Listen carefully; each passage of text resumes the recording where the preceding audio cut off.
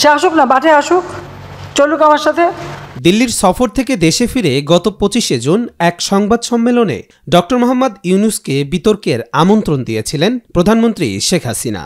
এখন উনি কি বাদ গিয়ে বেড়াচ্ছেন, ওনার সঙ্গে ওনাকে জেলাসি করার কী আছে? সে আসুক না, মাঠে আসুক, চলুক আমার সাথে।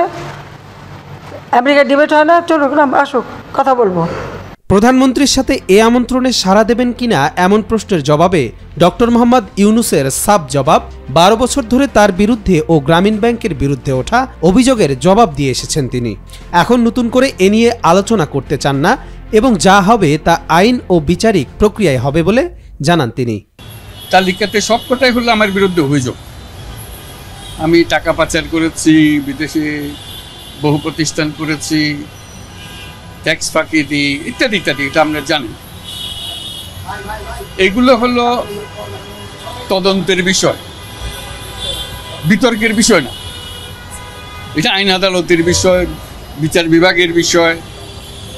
এখানে বিতর্কের কি আছে বা ডায়ালগের কি আছে আমি তো কিছু পেলাম না। তার কাজে আমার মনে হয় এই বিষয়ে আমার কিছু বলার নাই। প্রতিষ্ঠান হিসেবে গ্রামীণ ব্যাংকের অনিয়মের বিচার করতে হলে তার সাথে ব্যাংকটির সব চেয়ারম্যানকে ও বোর্ড সদস্যদের আনতে হবে আইনের আওতায়, বলেন ডক্টর মোহাম্মদ ইউনূস। উনি গ্রামীণ ব্যাংকের বিরুদ্ধে অনেক অভিযোগ এনেছেন, যে সমস্ত অভিযোগ এনেছেন এগুলো গ্রামীণ ব্যাংকের বিরুদ্ধে। তো কাজে এখন গ্রামীণ ব্যাংকের যারা চেয়ারম্যান ছিলেন, যারা বোর্ড সদস্য ছিলেন, তারা অভিযুক্ত হবেন, কাজে তাদেরকে নিয়ে আসতে হবে। এদিন শুনানি শেষে পঞ্চমবারের মতো ডক্টর ইউনূস সহ 4 আসামির জামিনের মেয়াদ বৃদ্ধি করেন শ্রম আপিল ট্রাইব্যুনাল। 14 আগস্ট পর্যন্ত মুলতবি করা হয়েছে এ মামলার আপিল শুনানি। কবির চৌধুরী জয়, মাই টিভি অনলাইন।